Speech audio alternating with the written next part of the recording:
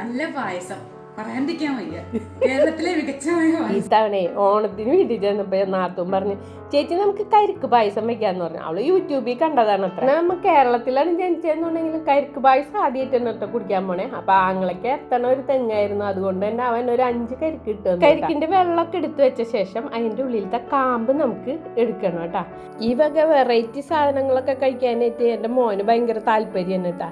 അവൻ പിന്നെ ജർമ്മനിക്ക് പോയ കാരണം നമ്മള് അച്ഛൻ്റെ അമ്മയുടെ കൂടെ ഓണം ഉണ്ണാൻ ഇങ്ങോട്ട് വന്നതാണേ. നാത്തൂൻ്റെ ഒരു 3 കരിക്കിൻ്റെ കാമ്പ് എടുത്തിട്ട് കരിക്കും വെള്ളം ഒഴിച്ച് ഇതേപോലെ അരച്ചെടുത്തു കേട്ടാ.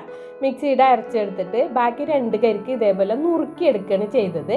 നമ്മുടെ നാട്ടിൽ ധാരാളം കരിക്കും നാളികേരമൊക്കെ ഉണ്ടെങ്കിലും ഇങ്ങനൊരു വെറൈറ്റി പായസം ഇതുവരെ ഞാൻ കുടിച്ചിട്ടില്ല കേട്ടാ.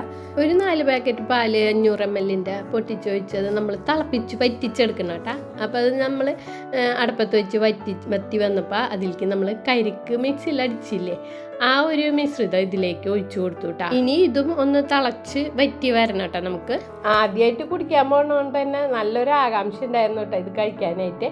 അപ്പോൾ നമ്മൾ ഈ 2 കരിക്ക് നുറുക്കി വെച്ചിട്ടുണ്ടായിരുന്നല്ലോ, അതുകൂടി ഇത് വറ്റി വന്നപ്പോൾ ചേർത്തു. എന്നിട്ട് അവൾ പഞ്ചസാരയാണ് അതിൽ ചേർത്ത് കൊടുത്തത് കേട്ടോ, ആവശ്യത്തിനുള്ള മധുരം. അതായത് ഒരു 6 ടീസ്പൂൺ പഞ്ചസാര അവൾ ഇട്ടിട്ട് ഇനി നമ്മൾ കണ്ടൻസ് മിൽക്ക് കൂടി ചേർത്തിട്ട് കരിക്കും വെള്ളത്തിൻ്റെ ആ വെള്ളച്ചൊവില്ലാണ്ടിരിക്കാൻ ഒരു നുള്ളു ഉപ്പും കൂടിയും ചേർത്ത് നമ്മളിതൊന്നും കൂടി വറ്റിച്ചെടുക്കുകയാണ് ചെയ്തത്. അപ്പം നമ്മൾ പായസം റെഡിയായി. നല്ല ടേസ്റ്റാണ്. പെട്ടെന്ന് ഉണ്ടാക്കാൻ പറ്റുന്ന ഈ പായസം നിങ്ങളും ട്രൈ ചെയ്തോളൂ, നല്ല രുചിയാണ്.